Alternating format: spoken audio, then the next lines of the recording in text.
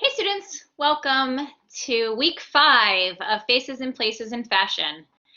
Really excited to have you all here today. We have an awesome industry veteran joining us, previously president of BCBG Max Azaria, among others, and I know you guys are going to have a really great time talking with him.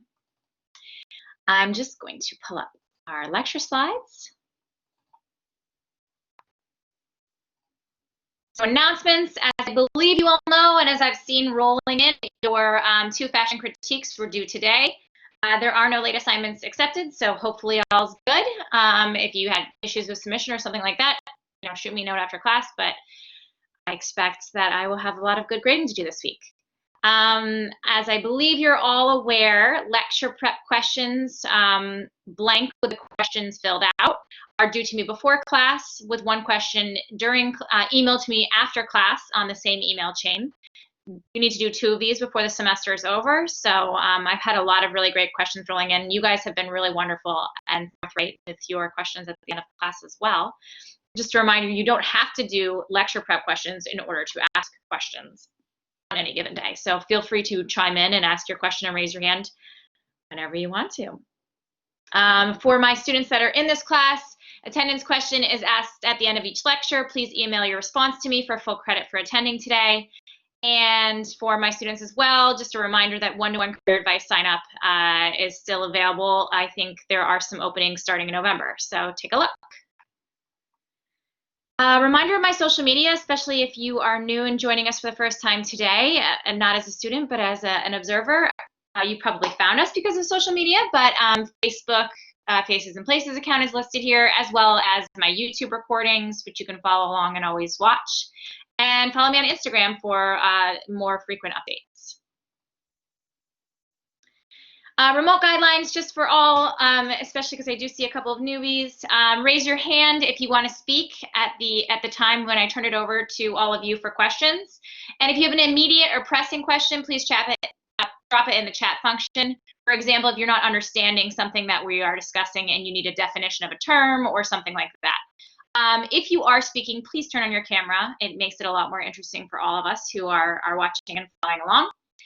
And if you do raise your hand towards the end when we get to the question portion for the class, please preemptively turn on your camera so that when you're called on, your camera is already all set, and then unmute only when you begin to speak. Just a reminder, this class and all classes are being recorded. So just a quick flash of our schedule. The next 3 weeks, we have some amazing guests joining us. Tanya Glesick, who's the president of Jimmy Choo, will be joining us on 10/19. Lauren Dudley-Stevens, who is the CEO and co-founder of Dudley-Stevens, will be joining us the week after. And Maddie Grayson and September Voda, who are co-founders of Tuckernut, an online, amazing little online shop, will be joining us on 11/2. So today we have Robert Bronstein joining us, and as you'll hear as we dive into the interview, he has a wealth of experience from the sales side of the business. And I have a couple of people coming in this semester that are more on the business side of things. Robert is the first one of those people. And what I think is really important to glean from this, since I know the majority of you are thinking you're going to go on the design side, is really what your role as a designer is in understanding the business side of what goes on. You as a designer will be a much better designer and have much better relationships and understanding with your business partners if you can understand and know how to read a weekly sales report. So I just have kind of a crash course right here with a designer's guide to a sales report. I'll go over some key figures and some key terms. You can even print out this little cheat sheet when you do get your first job, and it will make it a lot easier for you to understand the Monday morning meetings. My #1 piece of advice for all designers who are going out there in the world and are going to be assistant designers or something at the entry-level job is when you first start to just pull aside your buyer or your merchandiser and ask if you can discuss the current sales and understand how they specifically do their reports. This will give you a really great leg up because you can come to meetings understanding what's working in the marketplace right now. And as a designer, your job is to be looking forward. You should be looking into the future and coming up with great new ideas. At the same time, you can do a lot better job at that if you understand what it is that drives your customer and what it is that makes that customer want to commit to buying with what's currently going on the floor. So just ask someone to walk you through the Monday selling reports, and make a conscious effort to look every Monday. Assuming you're working for a company that it understands the importance of knowing your business, you should be getting the report on a Monday, every single Monday morning, once they're completed by the buying team or the sales team. And if you're not getting them, you should ask and make sure that you are getting them, or have someone forward them to you so you can have a great understanding. What I have for you on the bottom of the screen here is just a really small guide to some financials and how you may look at the business. So this in particular was for Macy's department stores when I was working on the sales team for, I believe, Kenzie at the time. Clearly, if you know anything about selling, this was not a stellar week, but you can see on the top line, it's the total omnichannel business. So that is the business across both brick and mortar and e-commerce. And then the two lines below that, it's broken out by brick and mortar and Macy's.com, so you can see those two broken out to see if any one performed better than another. And then even beyond that, you see it broken out by region. We are in a very unprecedented time right now, and these sales reports and behemoths like Macy's are going to look a little different as 2020 rounds the corner and COVID kind of shakes everything out. But I do feel like this is the way that things have been looked at for a long time, and I can't imagine it's going to be earth-shattering right away. But typically, it's really nice to look at the different regions and how they perform, because maybe you had a great week in the Northeast. New York City had an amazing week or amazing weather and everyone was out shopping, and the South had a terrible week for whatever reason. So, you can kind of glean different things from looking at the different regions, and also specifically looking at .com and brick and mortar as compared with each other. So on this page, this is just the basic top line level of sales details. Can you guys see my mouse? Can I hover it? Anyone can chat in the chat room if you can or cannot. I cannot. Okay, but it must not work. Oh wait, you know what? Here's a tool. There we go. Okay, so this first column here, which I've circled in blue, TY, is this year. So this is actually the sales that were done last week in dollar amount.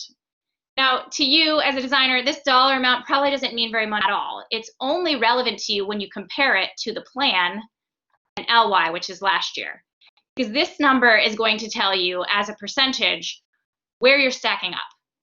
And day in, day out, the most important number that you want to hit is plan. So as you can see here, this was not the best week for total omnichannel Macy's.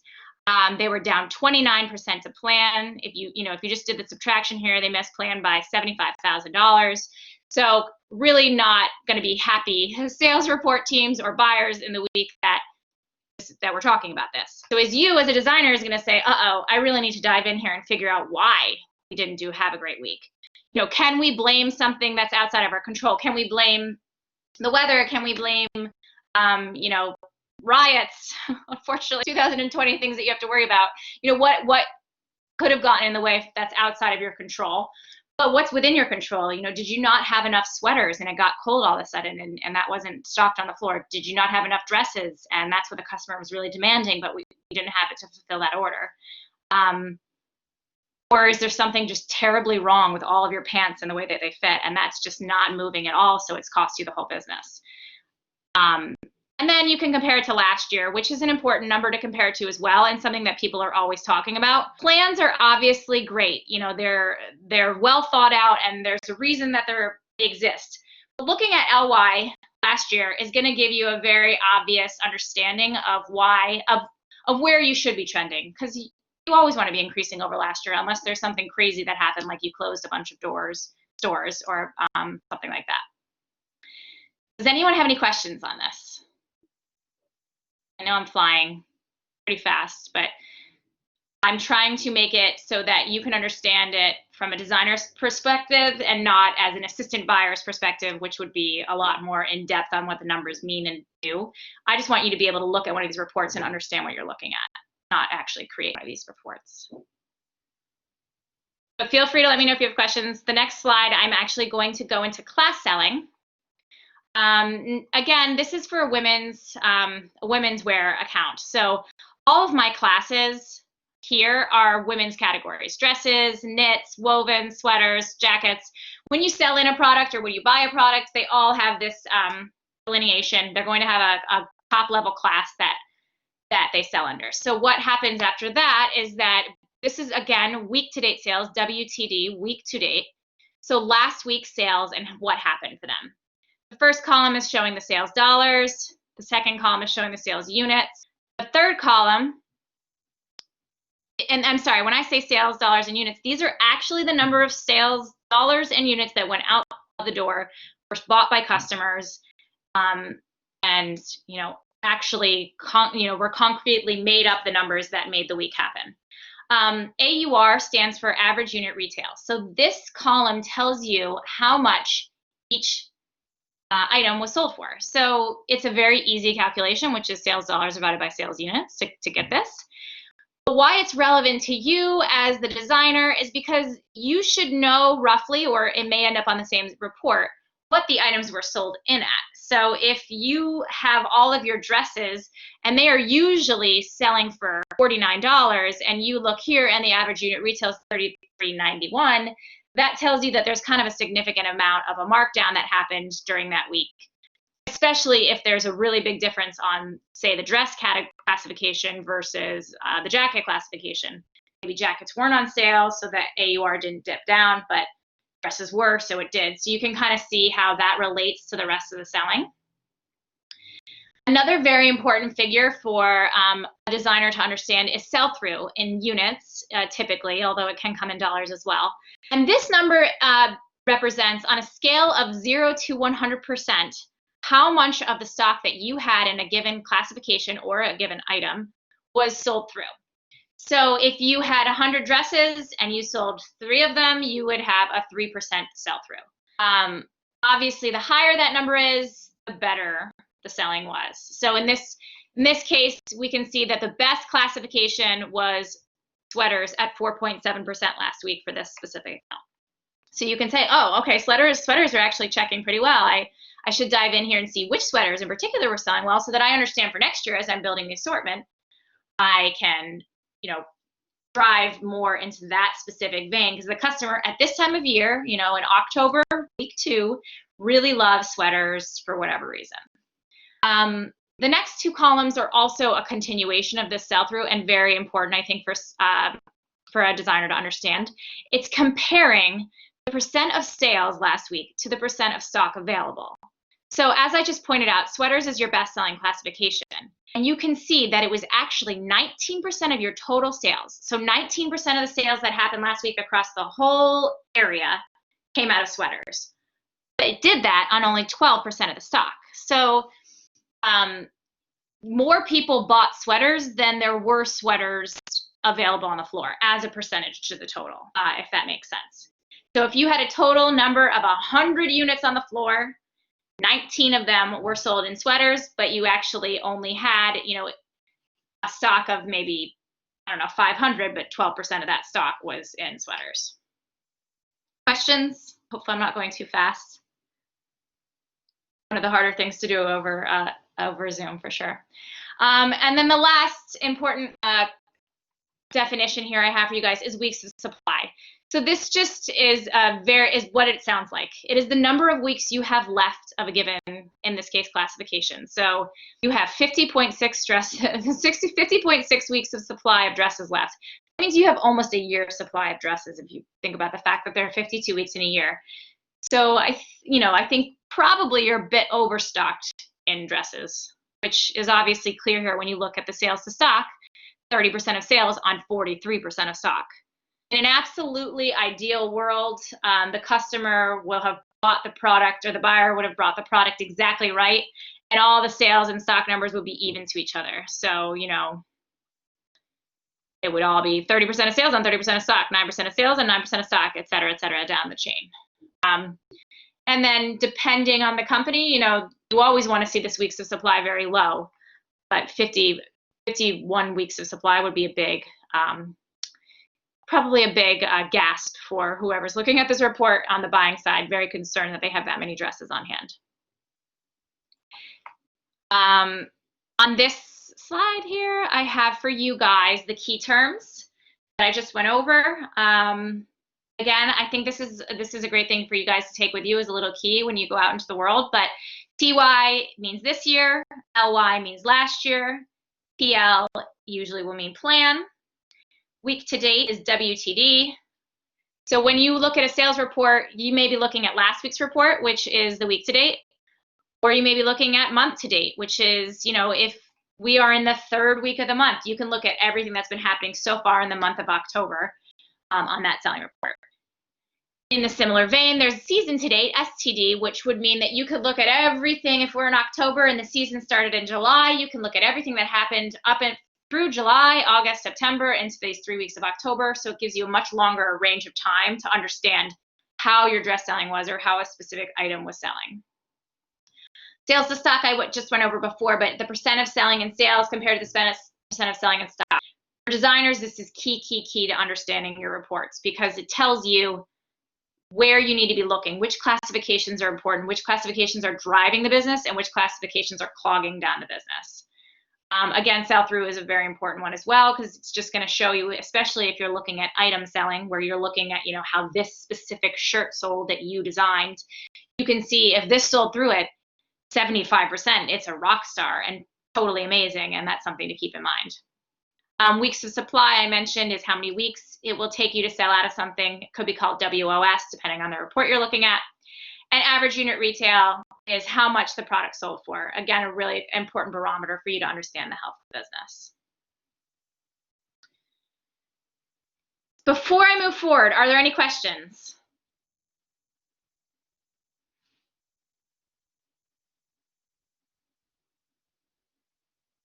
Okay, all right. Well, with that, I would love to introduce you guys to Robert Bronstein, our speaker for today.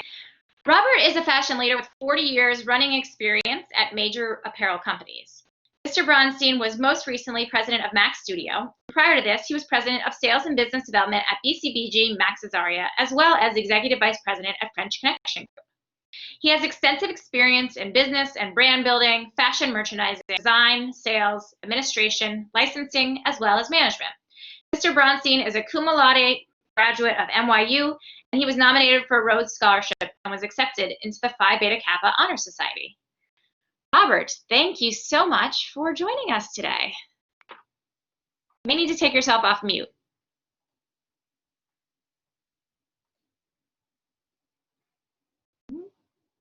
We lost him? There he is. Hi. Thank you. Awesome. Thank you for joining us. I'll make a general comment about your lesson, which I thought was terrific. For those of you in the class who are design or product career focused, I know that you all deem yourselves right brain, and it's also extremely important to have that left brain component, the intelligence. We call it the intelligence that comes with looking at your business on a weekly, a monthly, and a seasonal basis for you to be successful. So all of the things that you had today were just terrific. So thank you. Well, I want to hear more about you. Please take us through your past a little bit and how you got to where you are. Okay, so as you said, I'm an NYU graduate. I majored in Spanish, history, and education. I moved from there, unsure what I wanted to do, into education. And I guess I'm full circle now because that's what I'm going to be doing at this stage of my career. I work for 3 main companies, French Connection being one, and it was my first major brand and an exciting time for me. I then moved to BCBG Max Azaria for 15 years. And that to me was a career home run. It was many divisions, many launches, very, very high profile for me, very high exposure. And then I moved to Max Studio for the last 4 years and as a president. And it was a very, very unique model, which I'll explain to you later in answering one of the other questions. That's great. And generally, you kind of sat in the same location in a department store, always kind of in that contemporary Yeah, fashion look? my feeling was for contemporary product, and it's interesting. I'll tell you a quick FIT experience. My first job, um, it was a job in sales, and I kind of had an ability to look at product and to say to them, you know, this dress, this blouse would make a great dress, or this dress could really be, if we did it in these six colors, or this color, it would be great. And I guess I hit a few good chords in my comments, and they started to take me to Europe. And it was the guy who would shop the stores, buy samples, see a treatment, see an embroidery, and make it into a group for a line. At that point, I did attend FIT and I studied fashion illustration. Oh, wow. Yeah, it was amazing for me because I then could draw that collar or draw that embroidery or draw a new shape that I saw when I traveled or draw a new pleat or a new tuck. So that's my NYU experience. Your FIT. My career was mostly with younger, contemporary, not traditional Missy product. My venture into Missy product was not successful. Yeah. I don't know if I had the eye for it. So, Well, tell us. I know the answer to this question is that there's not a typical week in any given job in the fashion industry, but tell us generally what a typical week would look for you in your last role. a typical week, well, it started always on Monday, and I would get top line reports. For those of you who know or don't know, they're called KPIs, a key performance indicator report. So I held a senior level executive position, and I would get this KPI. What would it tell me? It was a simple report. What were the sales for the week? What was the order book so far for the season? How much inventory do we have? How much did we ship this week? How much did we ship this month? And mine were just the 10 things that I needed to know to run a business. So that was always my first thing. Then on Mondays, we always had a focus meeting. And that was full team where I joined my whole team together and we set strategies, priorities, and I connected everybody to what the goals were for the week. I interface with customers on a weekly basis. I interface with our licensed partners on a weekly basis. I met with each key area head, design, merchandising, sales, shipping on a weekly basis. I communicated loads of emails, as you all know. I had a policy that I personally answered every email. If I didn't have the answer, I still answered the email and told them when I would hope to get back to them. But that was a policy that I would urge a lot of you to think about. Communication is a big problem in the industry. And lastly, I traveled. Where did I travel? It could have been to Europe, it could have been to Asia, it could have been to a local store, it could have been to a store in Indianapolis, to look at the whole market landscape around me, to look at my own product, or also to meet and build a customer relationship. Great. Any favorite places you had to travel for work? My favorite places were London and LA. Yeah. London I found incredibly civilized. I don't, from a fashion point of view, it was my favorite. I would say Paris was stronger. LA I loved because of just the energy there. And I also like the fact that you basically have two seasons every day. It's spring during the day and fall in the evening. And it doesn't get terribly hot or terribly cold. I would tell you that New York, though, is still the place. New York is the home of 5,000 fashion showrooms at this point, wow, which passes any other city in the States. But I would say LA, New York, and London are my favorite places. Yeah, yeah. Have you ever worked anywhere but New York? I worked in LA. and I've split my time between New York and LA. If you notice, the last two companies I worked for were Los Angeles based. So Yeah. I had to spend extended periods out there. Great. Can you tell us anything about the personality difference between the two places? Between the companies or between LA? Between LA and New York. You know, did you notice the vibe difference, or did you feel like it was similar? The pace is much slower in LA. Yeah. To get people to work in a showroom past 5 o'clock is a challenge. It's just a different vibe. New York is much more intense, much more fast moving. I think much more competitive, although there are fewer jobs in LA. So in that way, it is competitive to get a good job there. There are not new companies. But it is a world of difference in culture. Yeah, I could see that. I'm very interested to see how this COVID is going to be shaping up. And one of the things I've been talking to with our guests is just where are people going to decide to live now if they don't have to live in New York, if that kind of becomes an option or a norm. And it's always really interesting to hear, I think, about different cities and different ways of life. Can you tell us what an entry-level design job would look like at next campus Okay. that you work with? Anywhere where I've been, it's the job is usually a combination of clerical and creative. So the duties could vary from design research. They'll be challenged. Find an embroidery, find lace trims, find just new shapes. So a lot of the assistants do that. A lot of them also do fabric research, where the head designers say, we're looking for crepe. We're looking for a new drapey fabric. So a lot of them see vendors or do fabric research. A lot do sample tracking.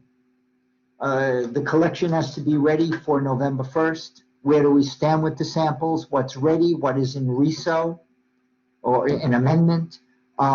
And tracking how many samples are sewn each week, how many will be ready by the date. Keep a sample library of a history of samples. Some do presentation boards for large meetings, so that's another factor. I'm looking at see what popped up, and some also do category design, where the head designers will say to an assistant, show me 8 great knit tops, show me 8 great pant shapes. And often there's a handful of assistants, and who comes up with the best ones are what make the line.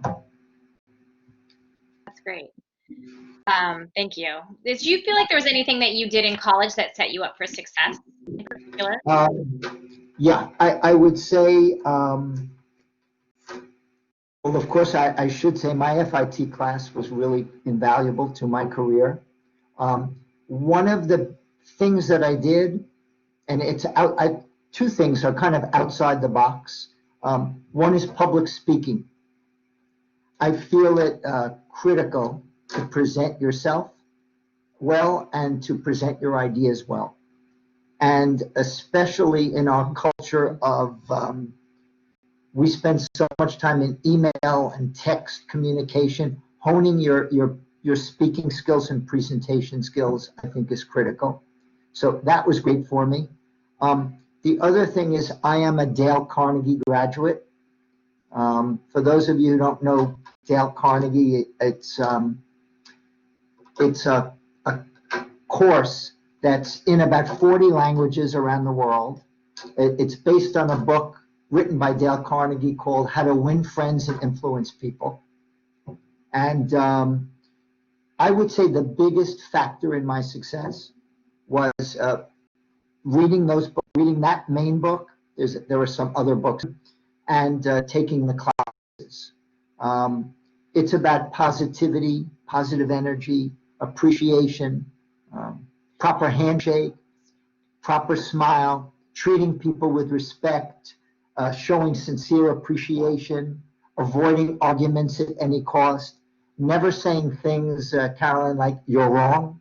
It's saying there's another way to look at it so people can hear you and not dig in. I'd say that was really, really great.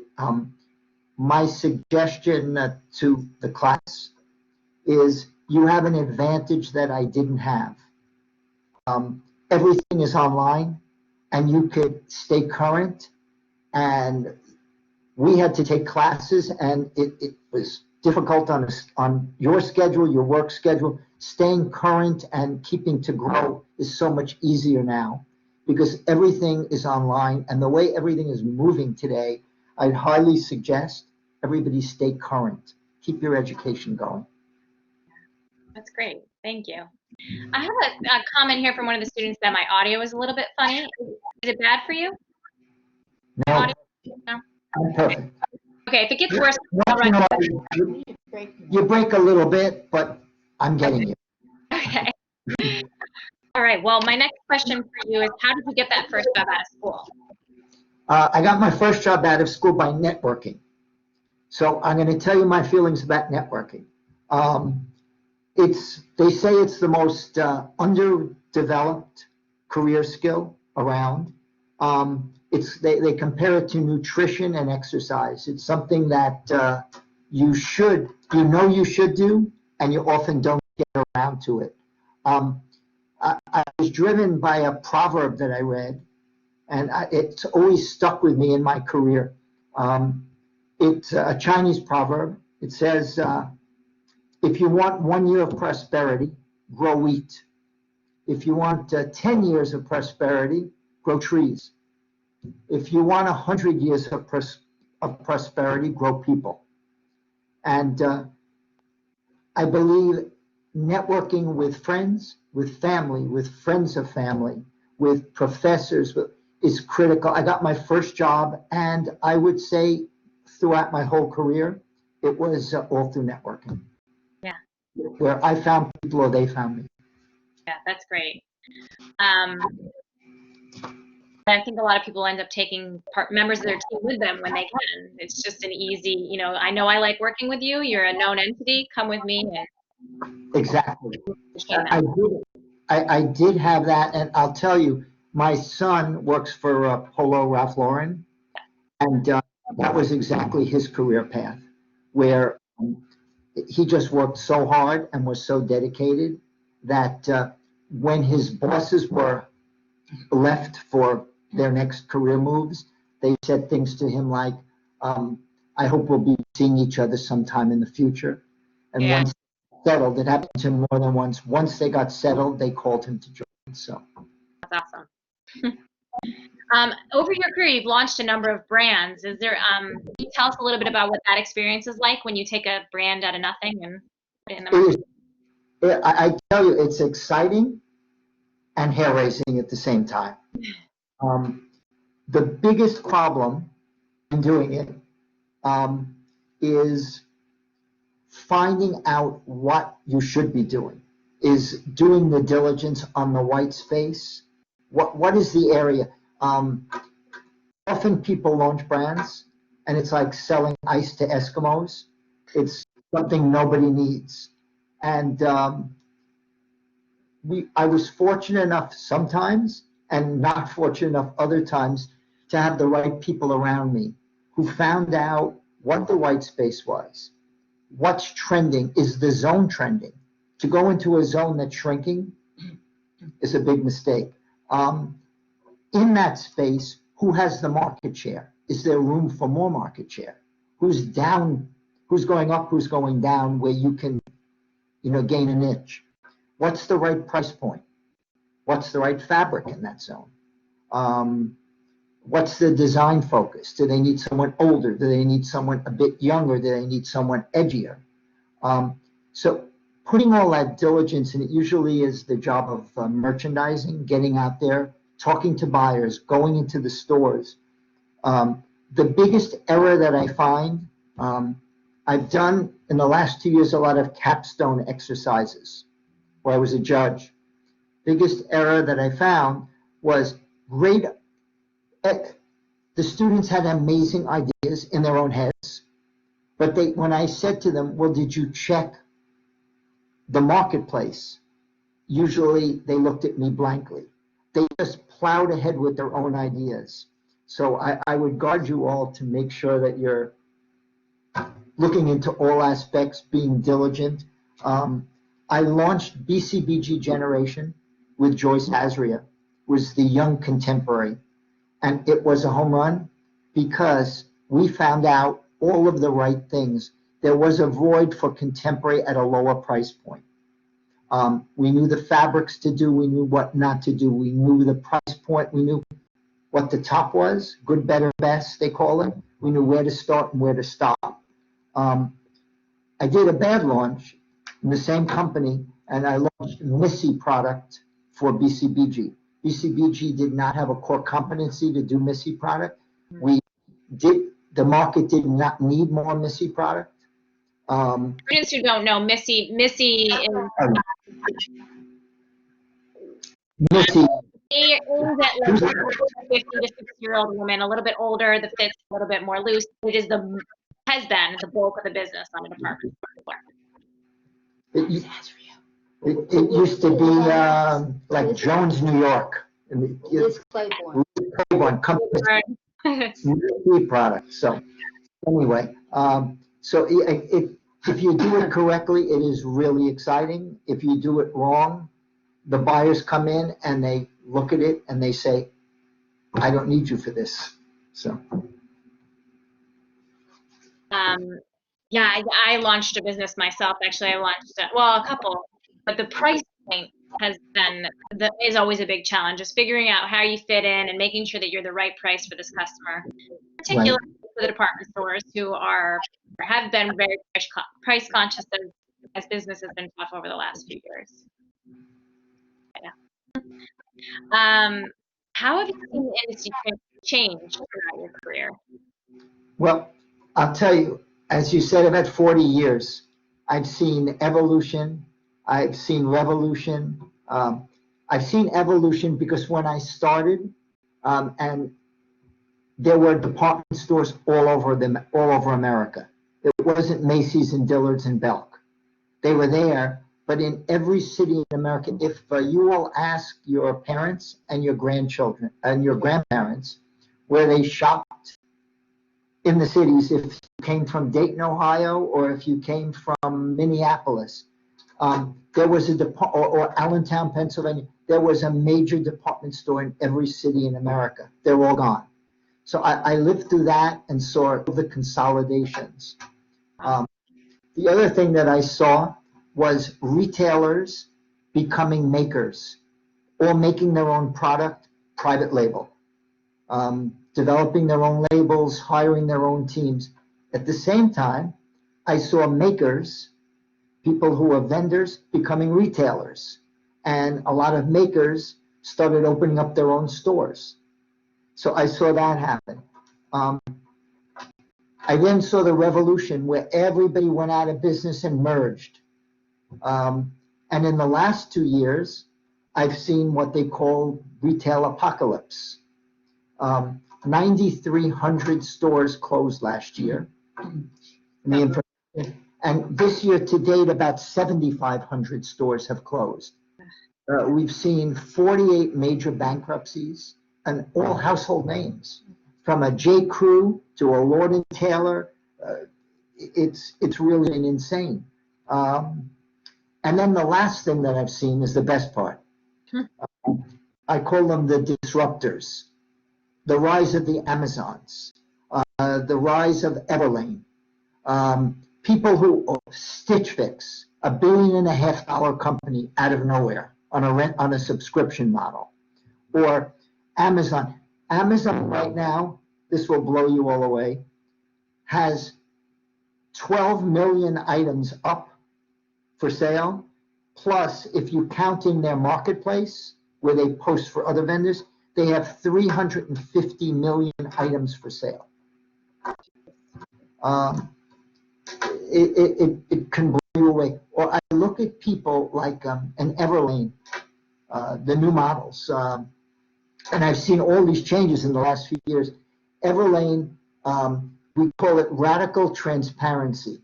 what do people like about Everlane? Is the product terribly unique?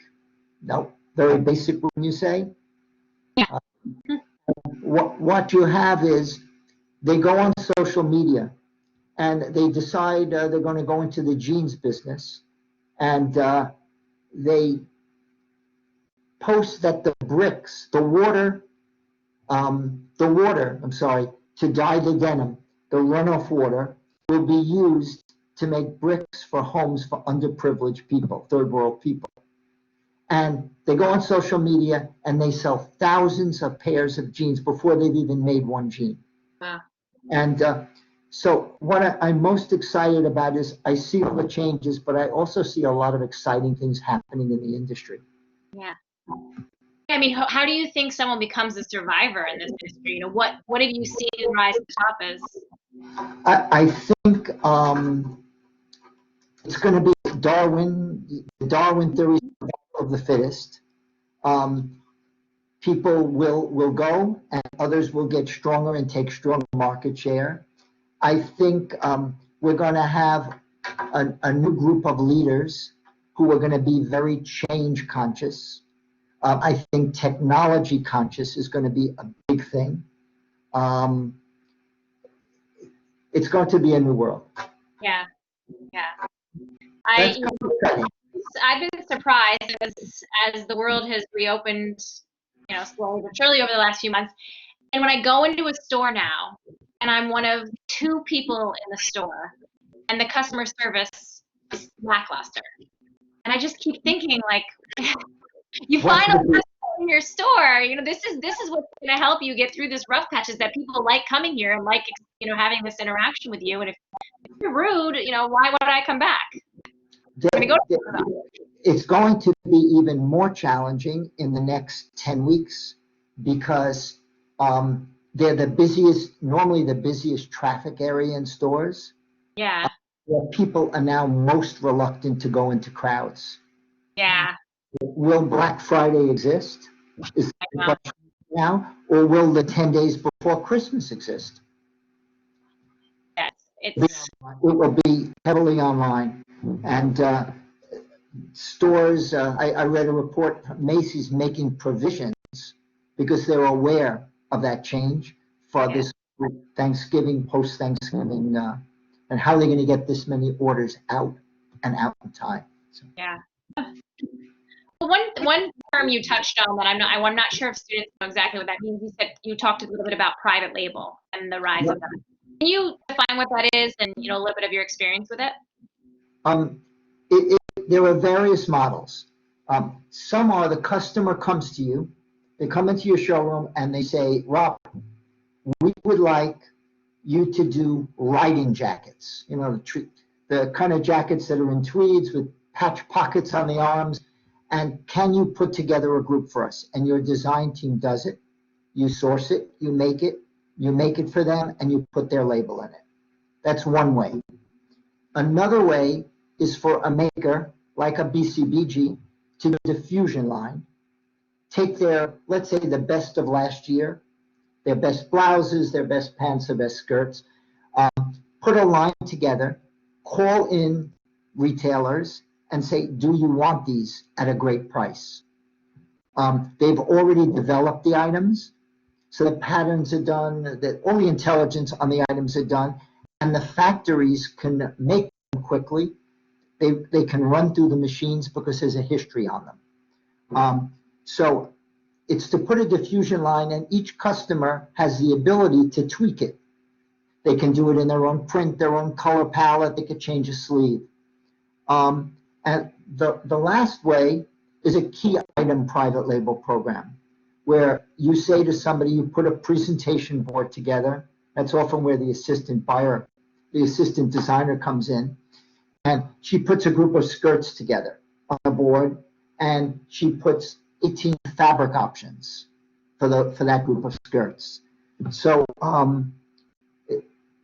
it's the Mac Studio business was all basically private label. They did either key item boards, and people came in and said, oh, can I do a blouse program for you for the fall? Or can I do a dress program with you for the second quarter when dresses are everything? and it would be by boards.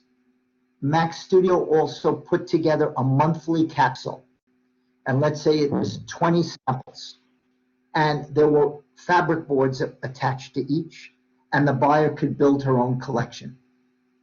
So different ways of doing it, but it's a great business at high margins, highly profitable. Has been a big part of business, and will be interesting to see if that continues.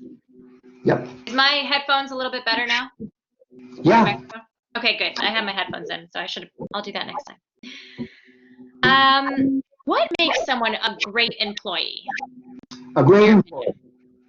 A great employee is someone who's dedicated, someone who's passionate, someone who is self-sacrificing, first in, last out. I deem that a sign that someone is willing to make a sacrifice.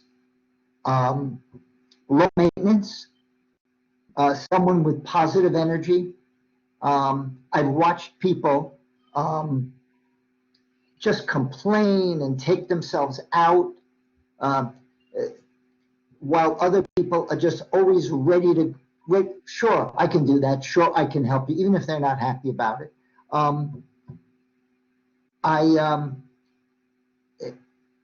There were two people who I met. There was a big merger with Macy's, and I met two people.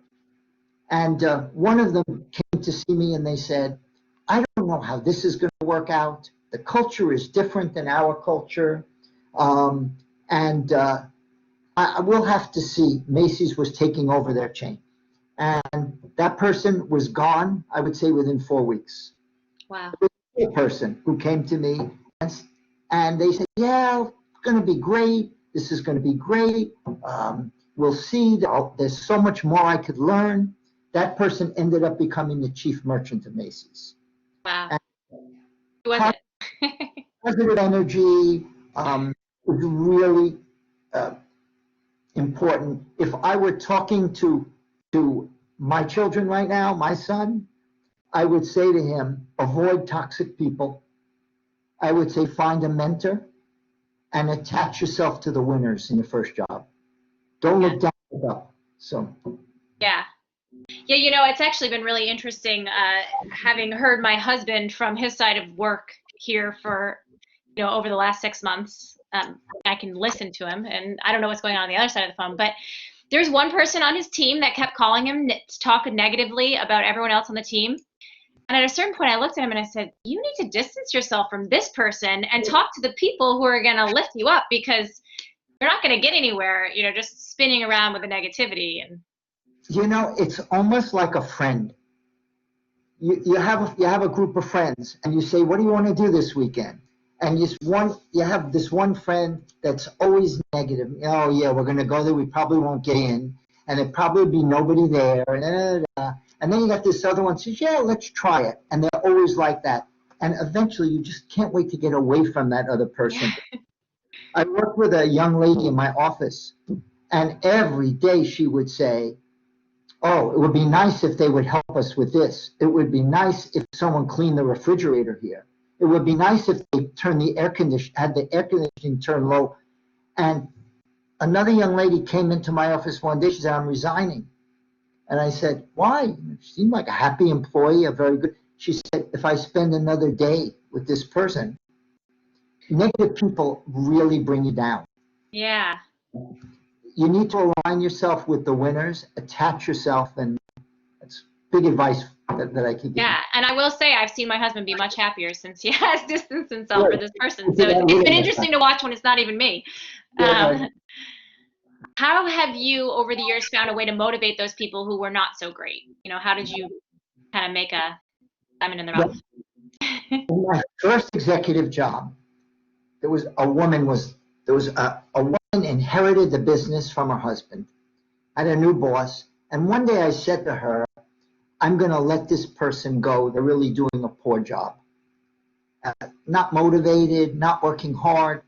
And she said to me, Robert, have you spoken to them about it?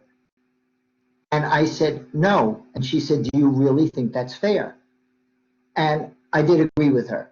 You need to give people a chance to improve. You need to mentor them. And I have been a mentor in my whole career. But I'm going to say this. In these times, in COVID times, in tough economy, management has an awful lot on their plate to survive. And there's also a load of people vying for positions. And I don't know if you can count on somebody now. I think it's a more challenging time. So work hard, do the best job you can do. I don't know if they'll be there to mentor you, to bring you forward. It is amazing what a good attitude can do, even if you are totally clueless and have no idea what you're doing, but you're nodding your head and you're listening and you're taking notes. Right. And you figure it out. You know, you ask the questions you have to ask. You're a little annoying to do that, but you do the right thing and you're positive. People are going to look very happily on you and want well for you. Dale Carnegie. It's about your smile, about your handshake. It's about your positive energy. It's about remembering people's names, saying hello to people by name. So you would not, there's just so many things there. It's amazing how far you can go with good positive energy. Definitely. So another thing you mentioned when you were talking about the different teams you oversaw in the beginning was licenses. Can you tell students a little bit about what a license agreement is and how that operates in the world? I became in my last position a semi-licensing expert. So what it is this, and I did 17 licenses for Mac Studio. What it is basically is a product extension. So here's a good example. Some Mac Studio had a really good name. It was a name that was known at the industry, but we were making apparel and dresses. The idea would be a footwear company needs a label. They want to do Mac Studio footwear. It was Camuto Group who did it, and they like to have multiple labels. So you give them the right, you make an agreement with them, like we did with Camuto Group, and they can make Mac Studio footwear. There's a catch to it. Mac Studio has to approve the product. Mac Studio has to approve who you sell the product to, because we didn't want the product in chain stores or very, very low end. So they have to, and we also didn't want junk product made because it would have our label on it. So the agreements in all licensing are that you approve the product and you approve where it goes. In return for that, this outside company, Camuto Group, pays you a royalty on everything that you ship. The royalty rates can vary. They can be 6%, 7%, 8%, but they pay you. So if they ship millions of dollars, it's wonderful income. And you don't have to design the product. You don't have to manufacture the product. You just collect something they call royalties. You get your check. To give someone your name, there's a minimum. You can't just give it to it and hope that they do business and you get your 7% of it. There's a minimum that you get for giving them your name, and then the rest is gravy. The commissions are gravy. The good part is you extend your name. So now your company not only makes apparel, they're in the stores making footwear, they're making cosmetics, they're making belts, they're making scarves, and you become an important a household name. That's the plus. Yeah. The negative, you can ruin your brand. If you have the wrong licensed partners and they make junk, that junk has your name on it. A good example is a company like Polo, who had licensed divisions. They pulled them all in-house and do them all themselves because they didn't want anybody controlling what the product looked like. Yeah. They didn't like anyone's product but the product that they know how to make themselves. So they found experts in children's wear and experts in all of these areas, and they do almost everything themselves, almost everything. Yeah, it's true. And it was an endeavor to bring it all in-house. And it's a lot of money to find the right people to do all that, to find all new factories to do that. So yeah, there are definitely pluses and minuses to both sides. Yep. How important important are in-store setups? You know, how the product is displayed in stores. Do you find that makes a difference with customers? Oh my God. It is, you cannot leave stores to their own devices. It kills your brand. If you don't have an area set up that you can control in some way and control how your product is set and merchandised, even that it's on the floor, even that the people in the store are trained, you're a sitting dead duck. I've been into a department store. I went into a department store one day, and we didn't have a shop, but we had a big presence in one store. I went in and I said to two associates, "Can you tell me where BCBG is?" Blank, like I was talking a different language. Now, these are people that stand on the floor for 40 hours a week, and they couldn't tell me where a label is.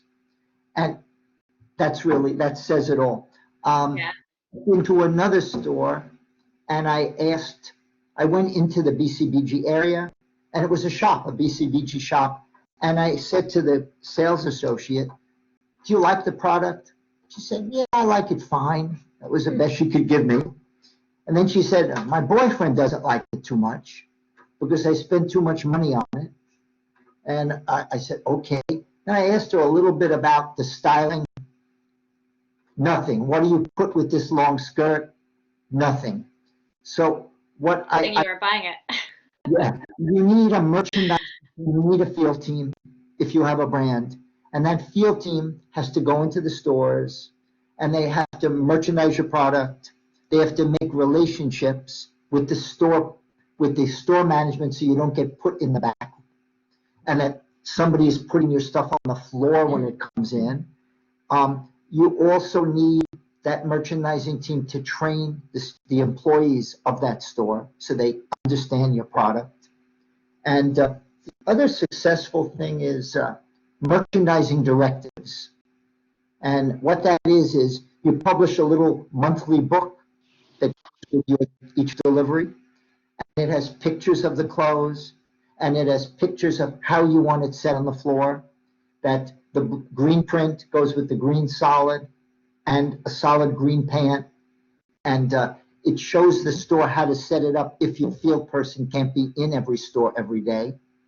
And it also gives training, all of the terminology of what a bustier is and what a dolman sleeve is, and all of the things that sales associates need to speak to your product.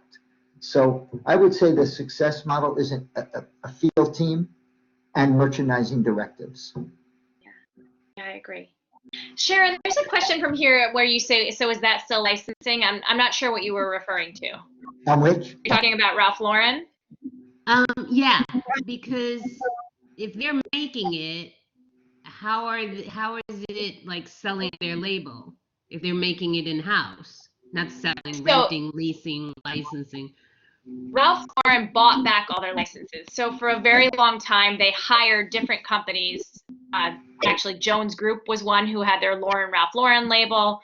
I don't remember who Children's Wear was with, but a shoe company would have their shoe label, and a homeware company would have their home label, and they brought them all back in-house, and they make all of it themselves. So they don't license it anymore. So it's not licensed. Okay. It's not, yeah. No. And It still has their name and their look, but it's all made by them. But yet they feel they control the quality, and they brought in experts. If they didn't feel they had expertise in home, they found the right people, and they developed a division who could designers who were experts in it, production people who were expert in it, salespeople who knew where to sell it. So, okay. Thank you. This is probably the $1 million question, but tell us what you're most proud of in your career thus far. What I'm most proud of? I wrote this down. There were 4 things. I'm proud of my integrity and my reputation. I remember this like it was yesterday. I was interviewing for the BCBG job, and somebody called Mr. Azria, and they said to him, a person from Saks Fifth Avenue, They said, Mr. Azria, you'd be lucky to get somebody of this caliber, of this quality and integrity in your company. And it sticks with me forever. We are our reputation. Yeah. Our reputation is hardworking and honest, and so I'm proud of that. I'm proud, number two, that I've always treated people with respect. It's been consistent that I've treated people fairly and with respect. And I think anyone would tell you that who met me. I'm proud that I was a mentor to a lot of people. And lastly, I'm proud of, I gave back. I've done charity throughout my whole career, aligned myself with organizations. It is self-profiting though, because when you do that, you meet real quality people. Some of the best people in the industry, people who took me to my next job, I met through charity work. Because you're dealing with people who want to give back, quality people. Somebody got me one of my big jobs. He was at Bloomingdale's. I met him on a committee, on a charity committee. And I wouldn't have known him, but he recommended me for one of my big positions. So those are the things I'm proud of. Yeah, that's wonderful. Who's the most interesting person you've met along the years? Leon Max. Yeah. So I'm gonna challenge you all to Google Leon Max after this. So Leon Max was a teenager in Russia, in Soviet Union Russia, and he was 19 years old, and he had a grandparent who was Jewish, and he got a visa to go to Israel. The plane fueled in Vienna. He got off the plane and he defected. He had no money, but his mother had packed in the suitcase some Fabergé picture frames. Wow. He sold them in Vienna. He bought a ticket to the US in defecting. He became a personal trainer.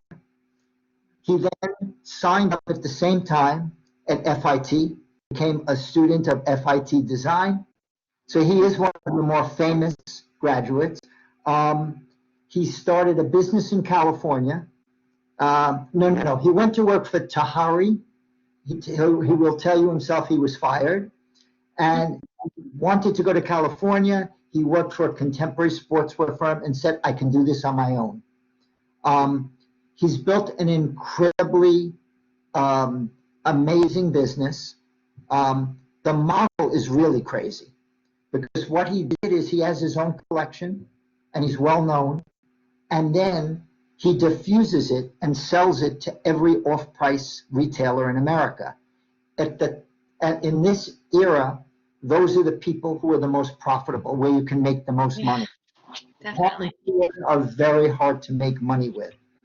But he uses this umbrella collection to have a great name, and then he does $100 million with a TJX at the same time. So what I would say on why I find him incredibly interesting is he has a right brain and left brain, which is what I started to say. He is so creative, the most amazing designs and taste level, but at the same time, he's brilliant and watches every aspect of his business. Google where he lives like royalty. He lives in Madonna's home. He bought Madonna's home in Hollywood Hills. And in England, he bought a 500-acre estate. Wow. Castle, one of the old English aristocracy mansions. Google his homes in LA and in England, but I find him of the most interesting people I've met. That's great.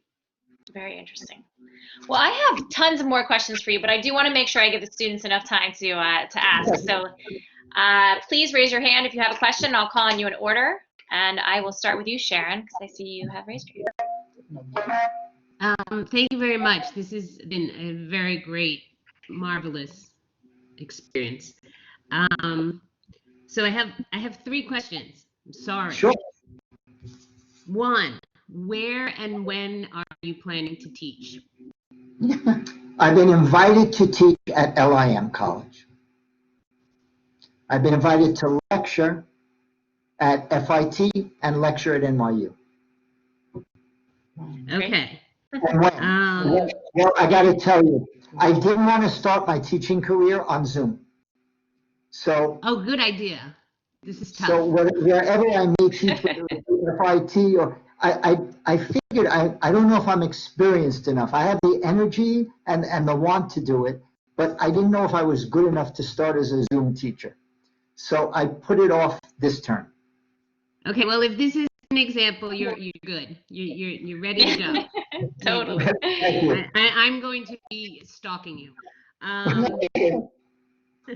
The other question is something sort of like when a brand like BCBG gets sort of absorbed by a conglomerate like Reliance, like what happens to sort of like what your job was and the brand? I was astute enough to leave the year before the bankruptcy. BCBG remained a very healthy business. Mr. Azria was this entrepreneur unstoppable, and he bought loads of different companies, got into severe financial debt. He owed the banks $450 million. So we barely could make payroll every single week. Yet BCBG was still the mainstay resource in all these contemporary departments. The success didn't dwindle. We then reached a point where we were in such debt that we couldn't develop new product the way we should.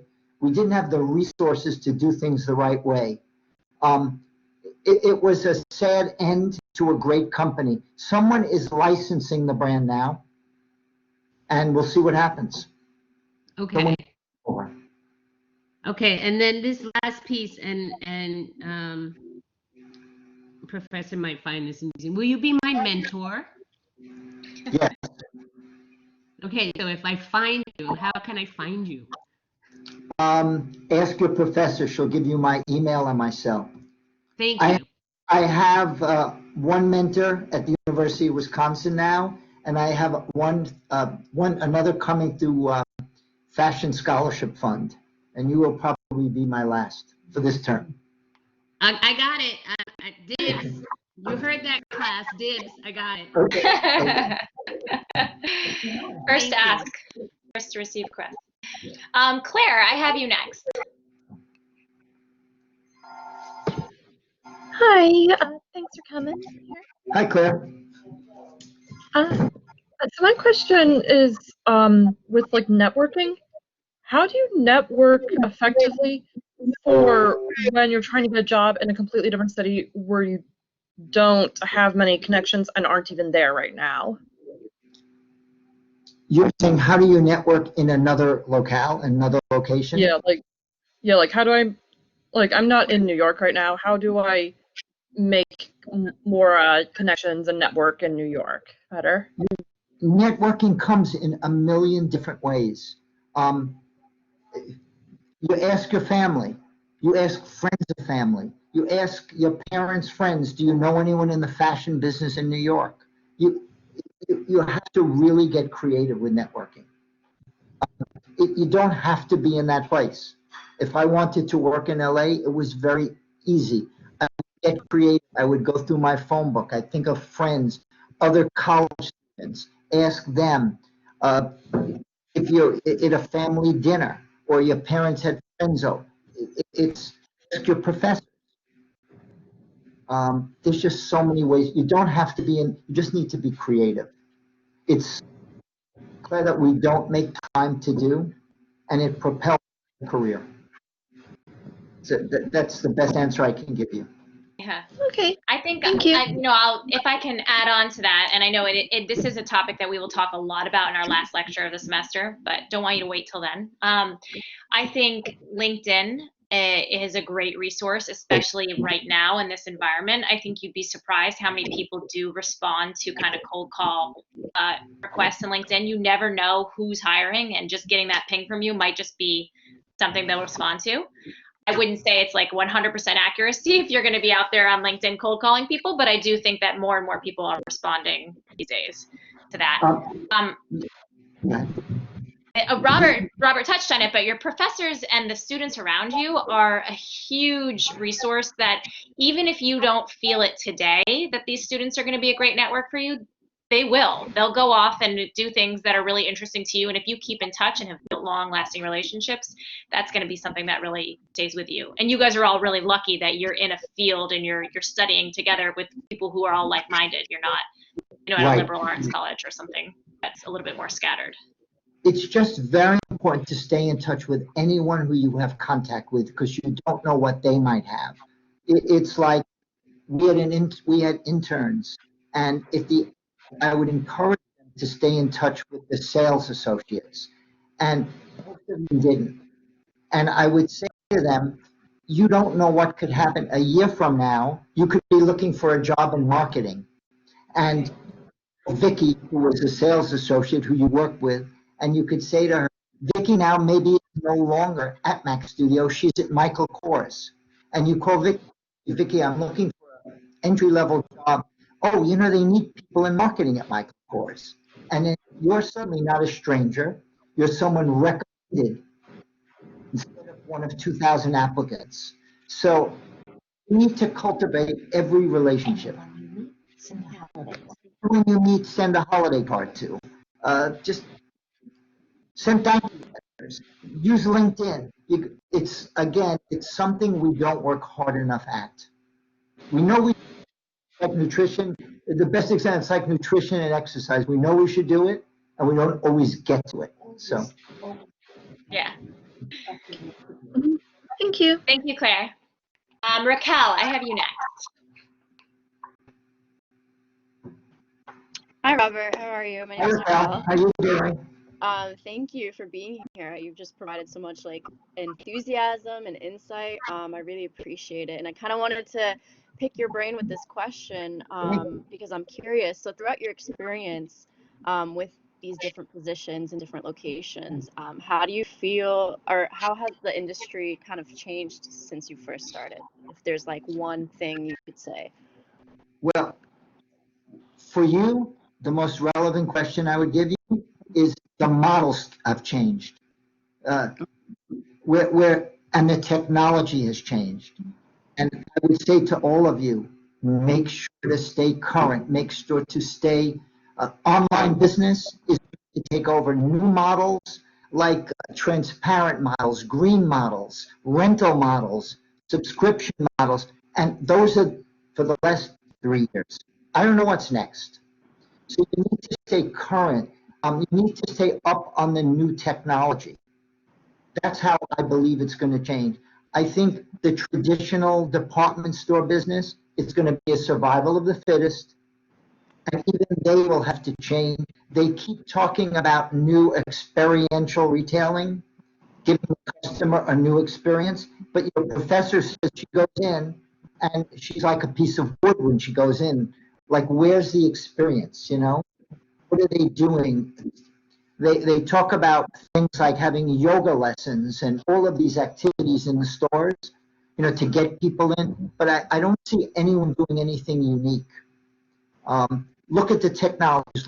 Always be looking at new models. That's where the future is going to be. Thank you so much. Okay. Violetta, I have you next.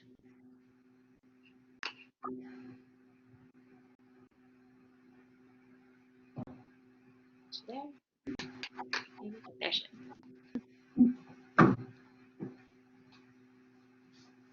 We can't hear you. I don't know if your mic's Melissa? working. Is it Melissa? Hello? Now I hear Can you. you hear me now? Okay. I was just curious at what was the most challenging part throughout your entire career. What would you say was your biggest obstacle? Ooh, that's a tough question. Whew.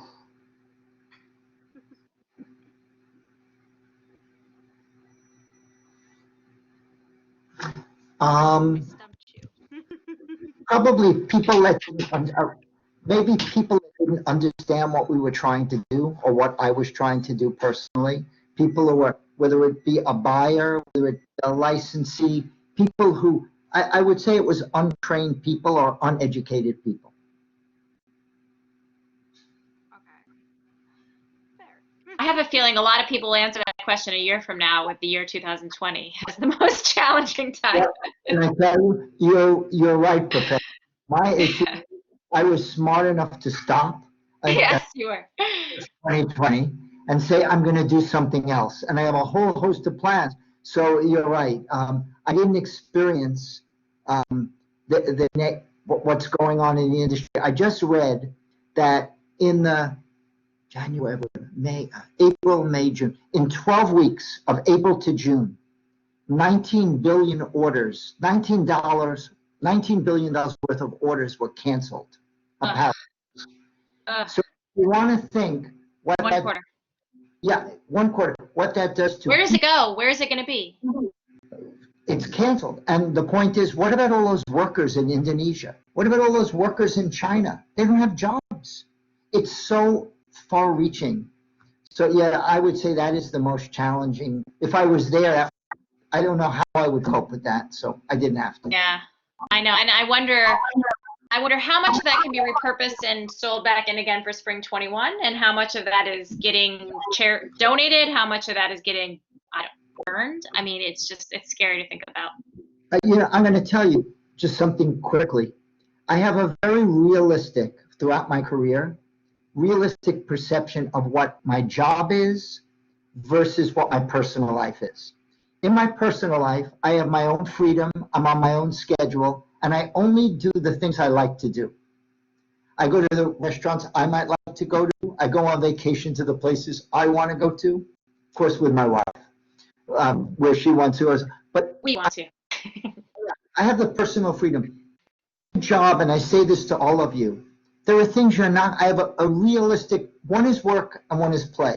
And there are things that I don't like all the time, or people I have to deal with. In my personal life, I wouldn't deal with those people. I wouldn't go out with them. And the thing, I have a realistic perception. So the hardest thing in my career, I've always said, okay, that's work. I don't like everything about every job. I don't like the schedule all the time. A boss calls you and he says, I need you to do this, this, and this for the next 6 hours. Maybe it's not your favorite thing to do. But so I've never had that hard a time. I've always been realistic as to what my job is. It's job, not personal, and I just cope with things. So think about it when you have your first job. I love that. I think that's a great note to close on, unless I have any last minute questions from the group. I wish I could have met all of you personally. Yes. Well, maybe we'll have you back next semester or in the fall when we're live again. We'll get there eventually. Thank you for inviting me, and good luck to everybody, okay? Stay safe and well. Thank you, Robert. And students, in my class, I'm just putting the question up now for you guys. Thank you very much. We're hearing from you. Students of Miss Meyer's class, thanks for joining us. I know there's a couple of you guys on there, so I'm happy that you could join us today. Welcome anytime. Yeah, do you see it? No. Go, just click on it. Yeah.